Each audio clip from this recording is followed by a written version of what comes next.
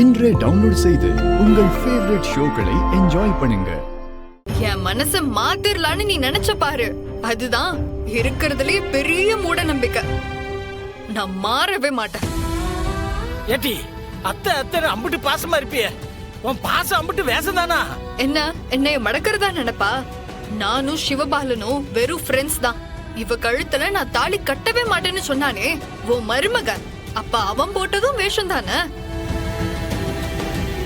நீ என்ன சொன்னாலும் சரி, என்ன பொறுத்த வரைக்கும் தப்பு செஞ்சவங்க தண்டனை அனுபவிச்சே ஆகணும். அதை நான் நிறைவேற்றியே தீருவேன். சாபாஸ்ல நீ இப்படியே இல்ல இல்லை, இவங்களா நாமலான்னு பாத்துருவோம்ல. நீ கவலையே படாதன, எப்படியும் ஒரு வாரத்துல ஸ்டேஷன்ல எஃப்ஐஆர் போட்டுருவாங்க. போடாட்டி நான் விடவே மாட்டேன். நேரா எஸ்பி ஆபீஸ் போய் நான் கம்ப்ளைண்ட் கொடுத்துருவேன். அது அந்த இன்ஸ்பெக்டர் அம்மாவுக்கே நல்லா தெரியும். அதனால எஃப்ஐஆர் போடுறது உறுதி. இவங்க 3 பேரையும் 5-6 வருஷமாவது உள்ள இருக்க போறது நிச்சயம்தான். என்னத்தா இப்படி பேசுத?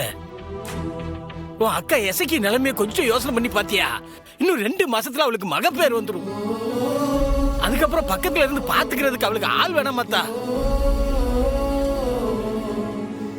என்னத்தா நீ அவளை பாரு, அத்தை அத்தை அங்க அழுதுகிட்டே கிடக்கா. ஏத்தா உன் அத்தை நிலைமைய கொஞ்சம் யோசனை பண்ணி பார்த்தா. அம்பிட்டு ஏத்தா, உன் அத்தை இந்த வீட்டு பொண்ணு தானே, அவளை ஏன் பழி வாங்கணும்னு நினைக்க? அப்போ எனக்கு அண்ணனை தாண்டி வேற யாருமே கிடையாது. வம்பாடுபட்டு எங்களை வளர்த்தது அண்ணன். எங்களை அண்ணன் எப்பயாச்சும் விட்டு கொடுத்திருக்கா? எங்களுக்காக அது ஊர் உலகத்தையே பகச்சுக்கலையா? நான் எதை வேணா மன்னிப்பேன். எங்க அண்ணனை ஊரு முன்னாடி வச்சு அசிங்கப்படுத்தினாங்களே, அதை நான் மன்னிக்கவே மாட்டேன்.